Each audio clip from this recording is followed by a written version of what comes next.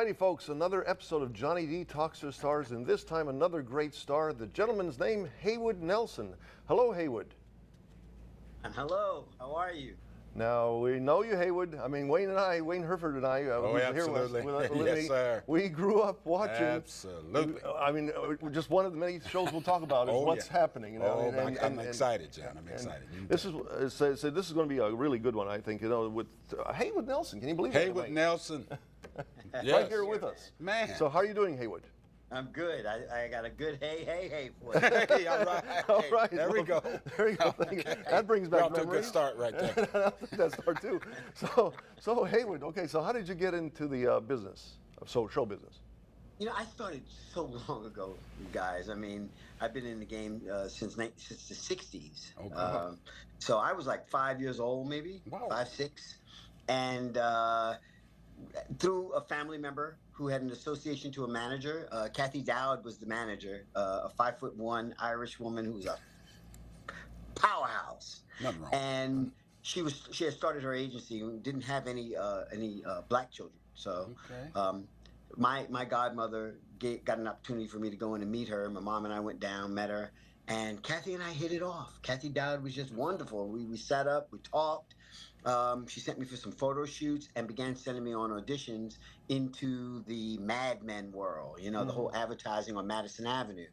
And man, I booked everything. She was sending me up. Well, she told me, she says, listen to me. I'm going to send you up for auditions for white children. She says, but you are not. And she says, but I want you to go in there and just do what you do. Don't worry about what anybody thinks. Don't think about what you believe they may want. Oh, wow. And don't worry about not doing the right thing. Just go in and do what you feel. After you've looked at the little script with your mom and your mom has explained it, now let all of it go and you go in and just do what you feel. And look, if you don't get it, don't worry about it, honey. I'll send you up for the next one. We're going to get the one that's right for you. But you go in there and just do what you feel. And I have to admit, at 6 and 7 years old, that gave me confidence that I know no matter what I do in there, Kathy has my back. Mm-hmm. Right. And I went in and I read and I booked everything. All of the commercials from the 1960s, all the toys. Okay. I mean, Johnny Lightning, Rock'em Sock'em Robots, Yes, sir. Hot Wheels, G.I. Joe, My goodness. Campbell's Soup, Libby's on the label, and on and on and on. I kept booking Polaroid, Kodak. I just booked one after another. And that kind of set my career off in the late 60s. And, you know, the country was going through a lot at the moment, at that time. We're talking 67, 68, 69. I mean, riots in all of our major cities, a lot of turmoil. But it really taught me something that has stuck with me till today. Okay. Here I am in an industry, a young black child with all the social unrest going on, and it did not matter. Everybody there was in a collaborative art form and was there to get something done. And each of us were important, and we each needed each other. Yes, sir. So it was a unified front that the country really should have followed, because we really got together to bring out the best and got the commercials done. And that set my mind from that point forward, going forward into the rest of my career. And, you know, that has led on from there to soap operas, to I did a feature film, Broadway, TV, and then on into technology where I am today. Man, Yes, what a beginning, Wayne. Absolutely. And I can certainly identify where he's talking about. I think we're about the same age, the late '60s era, and I'm a kid from Tupelo, Mississippi, but you know we were definitely in tune to what was going on by way of television. And I just wanted to ask, as you began your career, I don't know how to put this. Were you aware of? Obviously, you were aware of what was going on, but did you feel like you were a trailblazer at the time? Because I know, growing up as a kid myself, watching you, and certainly when you hit it big with the show, we were all just floored, and of course it was a wonderful show. and your hey, hey, hey, and the whole nine, it just made such an impact. Were you aware that did you think of yourself as some trailblazer or something at the time? Not at all. Okay. I mean, that's not even something that entered my mind. However, I have to add in, I mean, I grew up in Harlem. Okay. And, we saw what was going on. You had drugs were rampant. Yeah, man. Oh, yeah. Heroin had entered Harlem, was tearing the city up. You had these wannabe gangsters running around. There was a lot of crime in the 70s in New York, but in the 60s too, we saw that. Martin Luther King was assassinated. Yeah. So Absolutely. it's like there was all this stuff, and I'm a kid. I'm like, what? Who? What's going Doctor on? who? Yeah. Dr. Martin who? I didn't even. I'm Exactly. like, what? But it was an eye opener, and my parents also decided, hey, we got to get my brother Gary and I out of Harlem. Okay. So we moved to the suburbs. We got bought a home, and we moved out to Long Island. So for the most part, I spent most of my time through a lot of what was going on in Long Island. Okay. What I did know was that I loved television. Yeah. And I loved music. My dad was a jazz drummer. Wow. My dad had taught me drums. So I was starting to play jazz drums, especially when we moved to Long Island, got the real drum kit, and I was actually playing jazz. So what I knew is that there weren't a lot of people on television that looked like me. Right. And that was noticeable, not offensive, but noticeable. So I decided that when I go into auditions, I think it's really important that I bring my best, and that I get the job. Okay. And because that's going to put somebody else like me on television. Not because I think that I'm better, not because I think that people like me should be on TV more than people who aren't like me. No, I think that the TV, I knew that I loved my life, and we had a lot of fun in our life. And our culture, and out there in Long Island, we really had a nice thing going on. And I wanted to make sure that other people could see that and feel that as well through the television. So in that regard, I felt very responsible. And I could feel that too, John, watching at home, right? Sure, you know what I'm saying? Sure. And I grew up in Kansas City, and same feeling about how this program, obviously what's happening was groundbreaker. Very nice. Yeah. But you got on before What's Happening. You were on Grady. I remember watching Grady, the spinoff from Sanford and Son, and you were basically on that show, even on the pilot episode, and also for the one season series. How was that? That was a pretty good start right there. Very incredible. I mean, that was my first foray into television. I mean, other than commercials, as I tell you how I started. But I went into movies, and I really was a dramatic actor.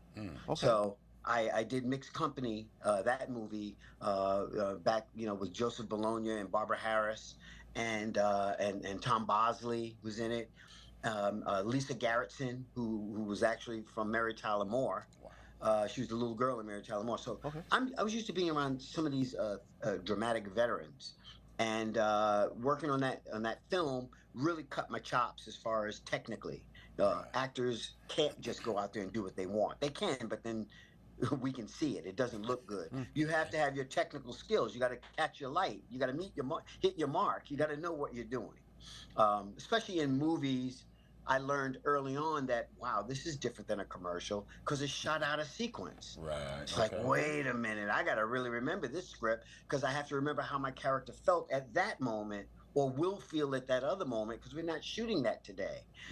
My technical chops started to really get developed there. Then I went to Broadway. Okay, yes, you were in Thieves, right? Everything. I was in Thieves. That changed everything. Working with Valerie Harper, that was the most incredible experience I've had yet. She was this consummate actor, this theater actor, her work ethic, and working with there was just things about it that Richard Mulligan, who went on to Soap. These two together, their chemistry really, really helped me to hone my skills that I learned in Mixed Company and realize that theater is the real. That's the real acting, real place. You've got that audience in front of you, and there is no stopping and going back. Wow. You have to improv when you make a mistake because you got to pick it up. You don't want to forget and leave a line behind, because then the audience is not going to be able to follow what's going to happen next. So you have to find a way to incorporate. It really makes you work on your feet. And also, no night is the same. Every night is different. And so, oh wow, I'm sitting here talking to you all, and there's another part of my story that has to go. I just got a text message from Jimmy Walker, Wow. from Good Times, Good time, because today's his birthday. Oh my goodness. And I just wished him a happy birthday. Jimmy. He hit me Walker. back. Yeah, exactly. And the thing about that is, prior to Sanford and Son, when I left Broadway, I got pulled in by Norman Lear, who saw me on Broadway and brought me into audition as Michael for Good Times. Oh, wow. Wow. Really? And so I screen tested for a long time with Kim Fields' mother, Chip Fields, who ended up on Good Times. Absolutely. And Chip and I auditioned, and then Chip left, and they kept me and Bernadette Stannis, who's for Thelma. And the two of us screen tested together for weeks. And ultimately they said, sounds good, we love y'all. And they sent us back to New York. Then I got a call from Kathy. They didn't go with you, honey. Oh. Don't worry about it. Okay. And I was devastated. I'll be honest. Absolutely. I went back to school, head down. I was like, man, what did I do wrong? Kathy kept calling. No, you did nothing wrong. You did everything right. What's for you is for you. What isn't, isn't. Okay. Don't worry about it. I went, okay. Went back to Broadway.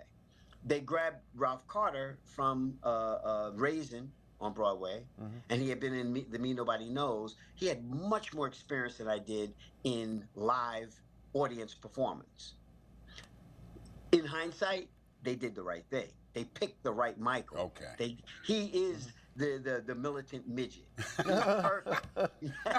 He was perfect. So, and I became a fan. Yeah. Let alone a family friend, but I became a fan of the character.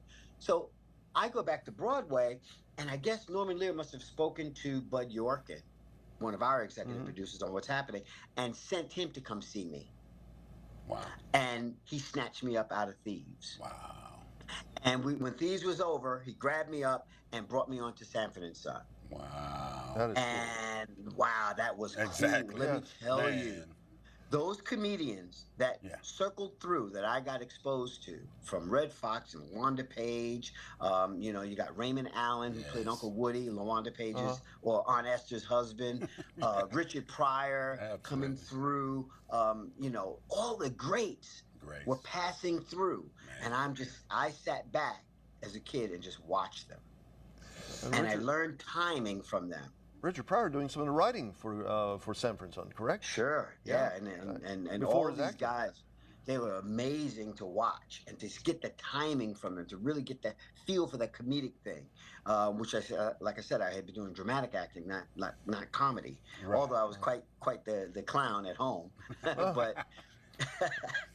And that quickly turned into a spin-off for Grady, which Whitman Mayo was just another amazing actor who blew my mind, because I'm used to Grady with the high-pitched voice. You're Fred? And then when I meet him, he's like, how you doing there, young man? And I looked at him like, whoa. Wow.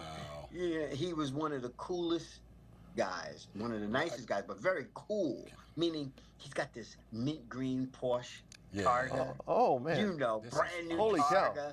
He owned 2 businesses in Inglewood. Wow. He was just this really together, cool, and he was so much younger than the character Grady. Okay. They grayed his hair, they grayed his beard, and then he played the role like an old man. But he was a young man. Wow. He was in his 40s. And I really loved Whitman, and he came to me. When the show, Grady was canceled like in 10 weeks. Oh, yeah. And I was sad about that, because I got to work with Carol Cole, Nat King Cole's daughter. Wow. She played my mother. Joseph Morton, the phenomenal dramatic actor, Joe Morton. He was my dad. Roseanne Caton was my sister. So it was a family, and now we're done, and it's over. And it's, it was kind of sad. But Whitman Mayo came up to me and said, listen, we need you to go back to New York right now. And there's another thing, and I want you to go read for this. I said, oh, okay. So my mom and I jump in the plane, and we bounce back to New York. I think we were there over the weekend. They sent me a little script. I read it over a little bit. I went, oh, wait a minute. Cooley High, that's my favorite movie. Right. I'm going to go read for Cooley High, the TV show? All right, this is good. So we get down to the theater on Broadway, and one of those where they used to shoot $100,000 pyramid, I think it was. Okay. Yep. Because you could see the pyramid in the background on the stage, you know? And I'm sitting in the back row with my mom in the dark, you know, underneath the balcony, the upstairs, the mezzanine, and then we're in the orchestra, but we're in the back. In the front, you see like about 300 people, all waiting to audition. Oh my goodness, that's a lot of people, man. And we sat and watched them all go on stage, and it was funny because on stage was Mabel King, Mrs. Thomas. She was in the role of Shirley. Right. Because at that time it's Cooley High, so she was in the role of Martha, who owned the soda shop. Okay. And she's serving different people. And then they had another scene where they had the mother and the daughter Dee, and Danielle Spencer comes up, and my mom and I looked at her and said, "Oh, she's good. That's the one. They need to grab her." Then they call me up, so I go on up and I play my little role in the soda shop with the girls, and as Pooter. Anyway, that's why I got down off the stage. The same producers from Grady, to my surprise, Saul Turtletop, Bernie Orenstein, and Bud Yorkin were there. Okay. And I'm like, hey, Bud, Bernie, Saul, hi. They're like, hey, that was fantastic. We want you back on the plane tomorrow. Oh, wow. What luck? I went, excuse me? What luck and fate. Oh, man. Yeah, I just got home. I want to go to school. I want to see my friends. I got a mini bike. I want to ride my motocross. I got to play the drums. They're like, we need you on the plane tomorrow. Wow. I mean, that is just. I mean, that's very fantastic. And we flew back, and that was it. Only days later, we were sitting on the second floor of the United California Bank on Lancashire, off of Riverside, there in Studio City, Toluca Lake area, and. Empty conference room, some tape on the floor that kind of mapped out the soda shop, and a long conference table, and all these network people in suits, and then in comes what would become the cast of What's Happening, and we met for the first time, and instantly we were family. Right. Instantly. And I go through this long thing to just say that family that met each other that day, that morning, that remained family till the end, I believe had a great impact on the success of the show, because we loved each other as family, and I think it came through the television into other families' living rooms. Sure. And everybody could relate to that. Give everybody comfort. Absolutely. I mean, you comfort. You felt like, Absolutely. That's perfect. 'Cause that's what it was. It was like family show, and you felt like you were part. Yeah, indeed. You knew these people. I mean, you got to be there with a lot of folks, and we'll just ask you, what was, just first person, Mabel King, what was she like? Wow, Mabel King. She's a mentor. Because we're talking about a theater veteran. We're talking a woman who can sing like you wouldn't believe, and spent most of her career with her best friend Linda in France, in Paris. Wow. So she's world traveled. She's a consummate entertainer, and she had just lots of experience. And so she had that calm. You know those people who are guru, and they're just very, very calm. And and she was comforting, and she was everybody's mother. So I really loved being around Mabel. I enjoyed her, loved her very much, and I took time to be whatever I could be as a son to her. Right. If she needed something, I'd run, go get it. I jumped, and prior to my driving, I just whatever she needed in the set. But boy, I rushed. I got my driver's license and my pilot training in before I was 16. Right. So by the time I got my car, it's like, you want me to go get lunch for you, Mabel? Any excuse to jump in the car and go drive. Wow. Yeah. So you were like a teenager at this time, or 14, 15? 14 was on Broadway, 15 was in Grady, and 16 was the pilot, and then the four mid-season replacements that we did for What's Happening. Yeah. So you were a major star. I'm saying major, at least to me it was major. You were a major star at 16 years old. Did you go back? It was pretty intense. It's pretty intense. I mean, it had to be. I mean, how was that for you as a 16-year-old at the time? Yeah. It was hard to deal with at times. Okay. It was fun. You know, Yeah. you've got the attention is nice, but you have to be very careful. Kathy Dowd again, my mom, Maxine Yeah. Nelson, Okay. very, very instrumental. The two of them together were a powerhouse partnership as manager and momager for me. Okay. To just talk to me and keep my head straight. Okay. The girls are there, so that's all great, but I remember a friend saying, a family friend, older, saying, "Listen to me. This is an incredible thing, Yeah. and the popularity, the whole bit, it's wonderful. But you have to remember, it is a two-sided sword. Okay. Just like people love you, Oh, they boy. can quickly turn on you. Okay. As well as somebody who may not really know you, but they look at you and you look familiar to them. Right. They may think they know you from somewhere else, and that somewhere else could be negative. Okay. So you have to be very, Two-edged very sword. careful. That's very good. Yeah, I understand. Yeah, what he you're said saying you there. got to be, and so that always kept me on my toes, thinking, well, don't get the big head over this. Don't. Okay. So don't, you never thought I'm Yeah. a star or anything like. Nah. Look, I had already done You've a been show that was everywhere. canceled in 10 weeks. It's a Okay. gig. There's no way that I'm buying into the fact that this is going to be some big phenomena. This is Okay. another job. Yeah. It's my job to do the best I can do, Okay. and that's it. It could be gone tomorrow. It's good that your mom kept you basically tethered Kept to you the, grounded, who kept you grounded and everything. That's Yeah. good to have. I mean, I've Very learned through good. time that's a lot of folks in Hollywood needed Yeah. folks like Yeah. that in their background. We Well, all do. John, first of all, Maxine Nelson. Let me tell you about this one. Woo. My mom, my family is from Barbados and Wow. the Bahamas and the Virgin Islands. Okay. That West Indian spirit, I dared not step out of line. I would have gotten What would it mom real say? good. If you got out of line, what would mom say? Give me some mom right there. Mom would tell me, "Okay, you and I'll talk about this one later. You go right ahead. Have your fun now." Okay. And I'm like, uh-oh. Uh-oh. I You knew what better time it rein was. it in. Pull it in, cowboy. Yes, sir. Quickly.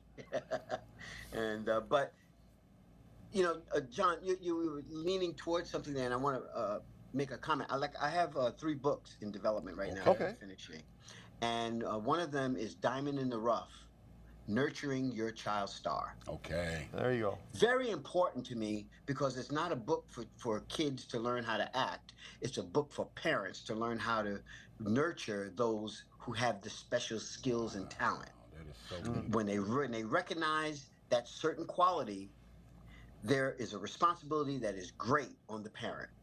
Yes, sir. For them to, indeed yeah, true. you know what I mean? To know that you can't live vicariously through them. You Oh, cannot, them being the artist, you cannot take the young performer and mold them. They come here already who they are. Good. What you can do is bring as many resources as you can to help them be more of what they are, Wow. and then keep the common grounded sense in their everyday. That's a great point. And then from there, there's the other side. There's the technical side of acting. What is it? The worst acting we've ever seen is when people are acting. Right. You don't want to act. You want to be. Okay. So it has to be innate. It has to be authentic and to the individual. They have to really digest what the character is, create a world for that character, and then let it come through them as a filter, which means there's no acting. You have to do the work up front and then let go. Let go of the handlebars. Look, Ma, no hands. There you That's go. good. Yeah. That's good advice. Really good. Yeah, and let it come through, And then from there, what does it mean to catch your light? What does it mean to hit your mark? These are things that they don't know. They need to know that. Then the biggest part of the whole book is, hey, parents, how about preparing them for life and financial preparation for their future? Wow. Very, very good. So good. Yeah. Give, don't take. Yeah. Give. And that's what the book is about, and I'm trying to finish it up now because I think it's so important. We have so many young people committing suicide. Yes, sir. Yes. They're not getting what they need, some of them, from the parenting. Right. And I want to make a comment about it. And I'm not trying to play No.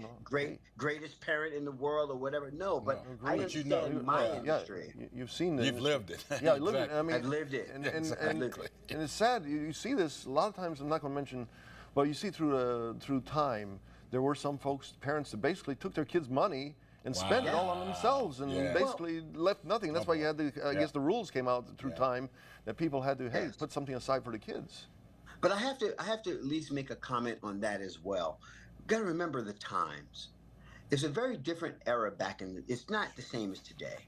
Back then, families kind of, the kids' money kind of went towards the family as well. Exactly. For instance, if it wasn't for my career on Madison Avenue, and with all the Benton and Bowles and Foot Cone and Belding and all the other endorsements I had, advertising, the money, there wouldn't have been the money that was available for my mom, who was working 2 jobs, my dad, who was a refueler for Eastern Airlines, and my money and my grandfather's co-signing allowed us to buy a really nice home in a nice area in Long Island. That's wonderful. If that did not happen, who knows where I would be today? Exactly.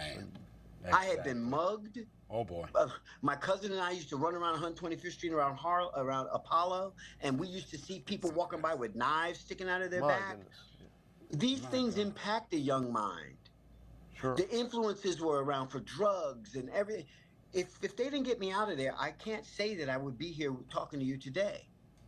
Man. So I don't regret my I parents using my money. Oh no. What's sad is when it's done the wrong way. Yeah, in the wrong way. Yeah. Used for the wrong purposes. Right. So now the parents is living this lavish lifestyle and the kid is just working to the bone and then afterwards has nothing to show for it. Man. Oh, sad.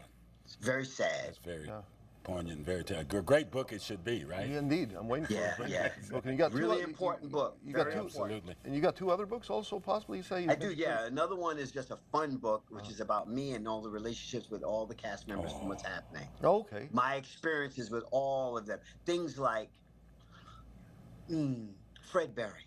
Yeah. Yes, I was going to ask about Fred. Yeah, first finding this guy who's a rock star. Yes, sir. He came into the show already rocking. I know it. Didn't he do Soul Train? Hate to cut you off, but did he not? Yeah, Soul Train. You know what's even bigger than that to me? What's that? He was on Johnny Carson. Okay. Yeah. I'm like, oh, this guy is a star, man. And he danced. I love music. I dance. I really learned a lot from him in that area. But then the biggest lesson and the biggest change in my life I got through Fred Berry was leaving the set one Friday, because we taped on Fridays. And he would always hustle out and leave and disappear. And I said, where do you go? He goes, I go home. I said, well, where's home? He goes, San Francisco. I went, really? Can I go with you one weekend? He says, okay, let me ask my wife, Francesca, and I'll let you know. Well, he said yes. We asked my parents. My parents were like, yeah, you can go. So we hustled onto the plane. We flew up to San Francisco. Now, and I tell this story on a lot of my interviews, but it's so true. I'm thinking, come on, I'm 16. I'm thinking, oh, man, I'm going to San Francisco with him. I know they got the big house, the mansion. I know it's going to be a fly car. I'm living. I get off the plane, and I walk out, and Francesca's inside this little small Honda Civic with little 14-inch tires. I'm like, wait a minute. That's not the image I had in my head. We get in the little Honda Civic, we drive through the canyons, and we get to, I'm like, we're going to pull up to the big house. We pull to this little small cottage house with a detached garage. I'm like, okay, this is a joke. Okay, where's the real house now? Yeah, what's going on here? We go inside the house, and it changed my life.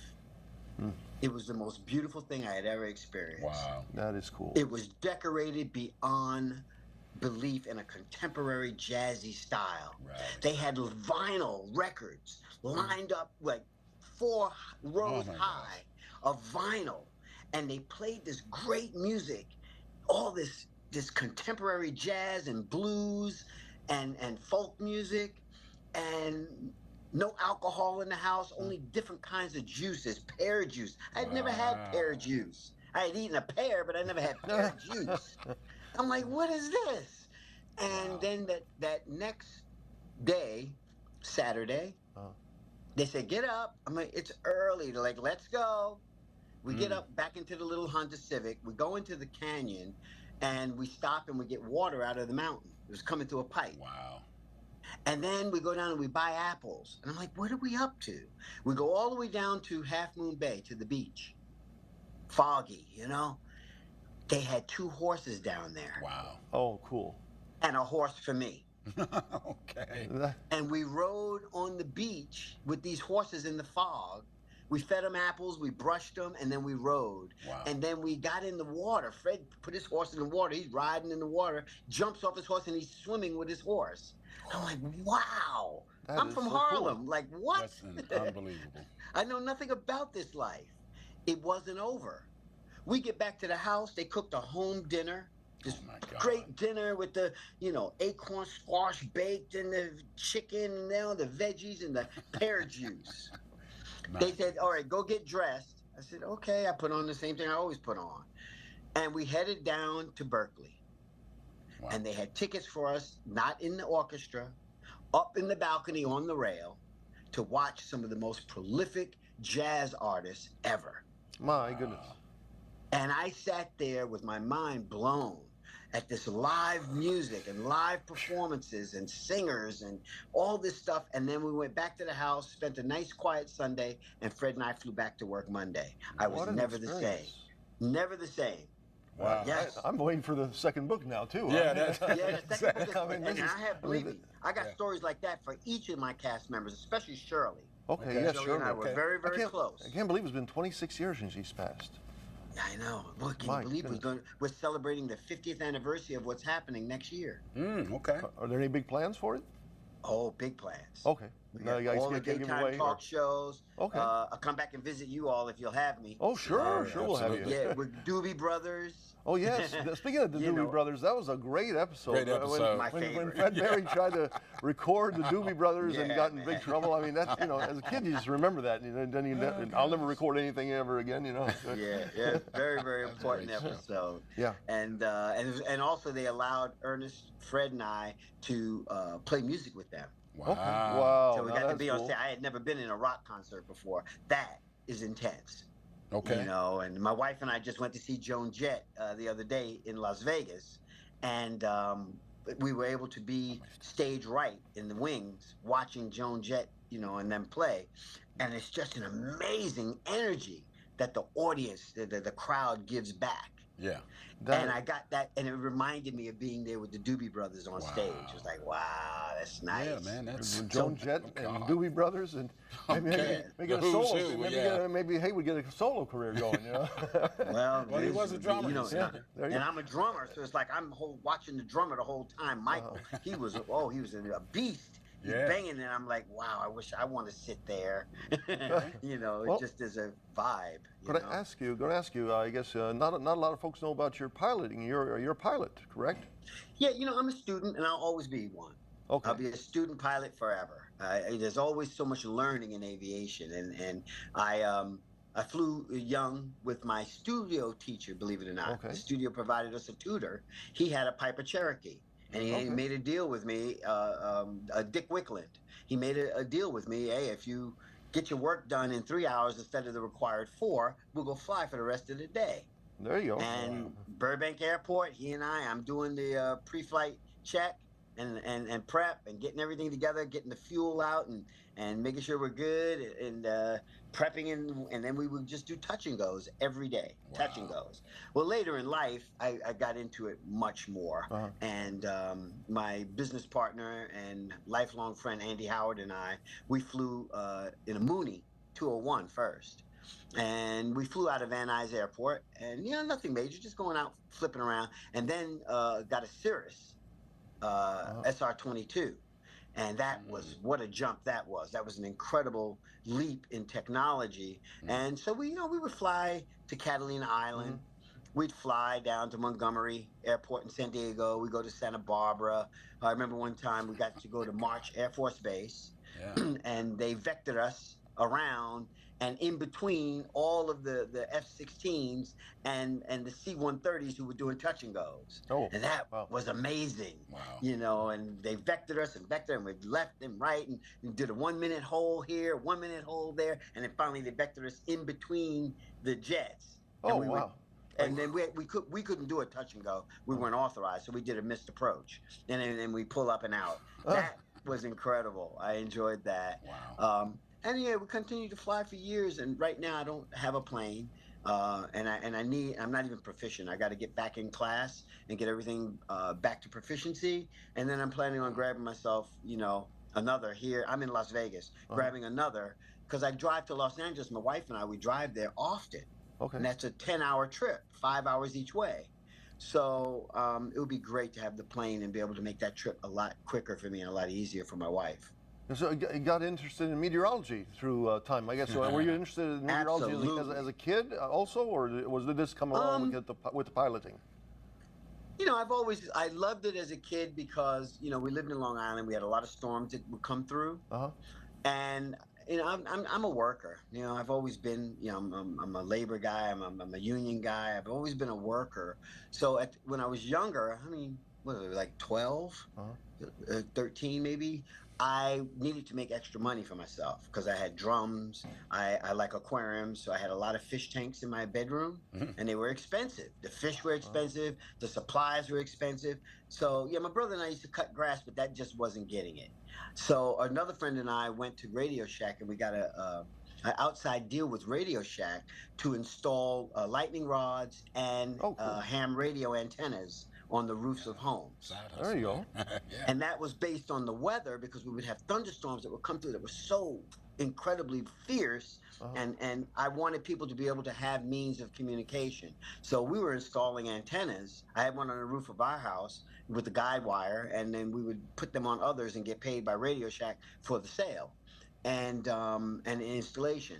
And so that really got me into weather because I spent a lot of time with weather radios and listening to broadcasts and skipping off the clouds with the truckers and talking to them. They're down south. I'm in New York, and you know, and we're talking to them.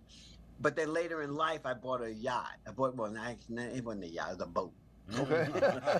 Keep it Yacht, real. fancy boat, regular. It was a boat. It was 30 feet long, but I cherished it. Yeah. It was in Marina Del Rey in LA. Whenever I was spending too much money on my hiatuses from what's happening, I noticed that. And Andy Howard, who was my business partner and best friend with the plane and all, he said, "You're spending too much." Okay. I said, "Okay, I get it, you know." Yeah. Because what I was doing is I was so stressed out by the end of 4 weeks. That's when we took a week off every 4. Okay. I would fly to New York, stay in a hotel, pay for airfare, hotel, food, just to get a little relief. And it was too much. So I bought the boat, and instead of going to New York, I would go to Catalina Island. Wow. Oh, wow. And I was a scuba diver, very so I cool. would go over there and I'd do some diving. Oh, scuba diving too on top of that.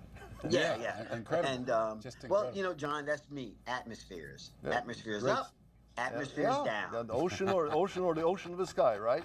I love them. I love them both. Hey, so the boat got me into weather. Well, cool. That is very cool. And one of these days, maybe you can come over here and help us do the weather here too. It'd be kind of cool. I would I'd love to guess come an on. open invitation to you to come on by. I was going to ask I'd you love before we go, the hey hey hey. How did that come about? Is it something that you made up, or was it something scripted? I mean, Well, it's a combination of things. Okay. Number one, I grew up with Fat Albert. yeah, that's yeah. As a kid. Hey, hey, I love the cartoon. Hey, hey, it's Fat Albert. And my name is Haywood. There you go.